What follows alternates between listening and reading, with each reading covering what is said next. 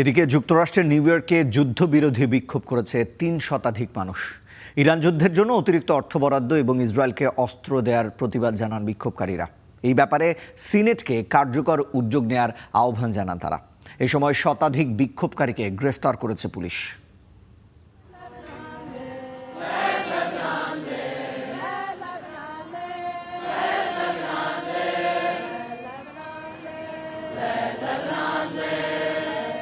যুক্তরাষ্ট্রের নিউ ইয়র্কে যুদ্ধবিরোধী এই বিক্ষোভ কয়েকশো মানুষের।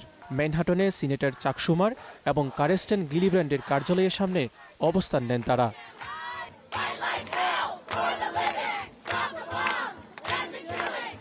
ইসরায়েলের স্বার্থে ইরানের বিরুদ্ধে যুক্তরাষ্ট্রের যুদ্ধ বন্ধ করার আহ্বান জানান তারা। ইসরায়েলের কাছে অস্ত্র বিক্রি বন্ধ করতে সিনেট সদস্যদের প্রতি আহ্বান জানানো হয় এই কর্মসূচি থেকে।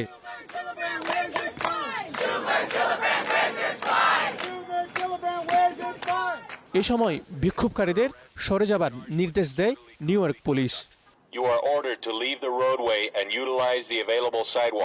এই সময় অন্তত ১০০ জনকে আটক করে পুলিশ। এদের মধ্যে কয়েকজনকে জোর করে সড়ক থেকে সরিয়ে নেওয়া হয়।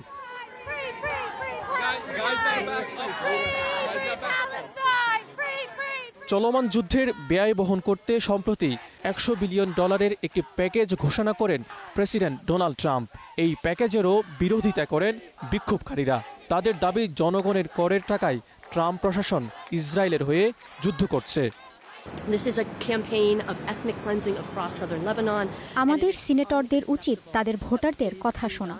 যুক্তরাষ্ট্র ইসরায়েলকে অবিরাম অর্থ ও অস্ত্র পাঠাচ্ছে, আর ইসরায়েল সেই টাকা দিয়ে বৈরুতে বোমা হামলা চালাচ্ছে, দক্ষিণ লেবানন দখল করছে। আমাদের টাকা দিয়ে সরকার ইসরায়েলের যুদ্ধের খরচ যোগাচ্ছে।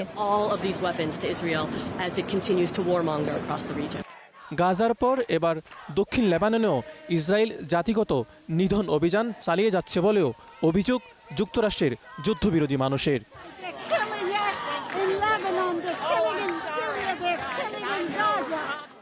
মাজিদ শাহরিয়ার, স্টার নিউজ।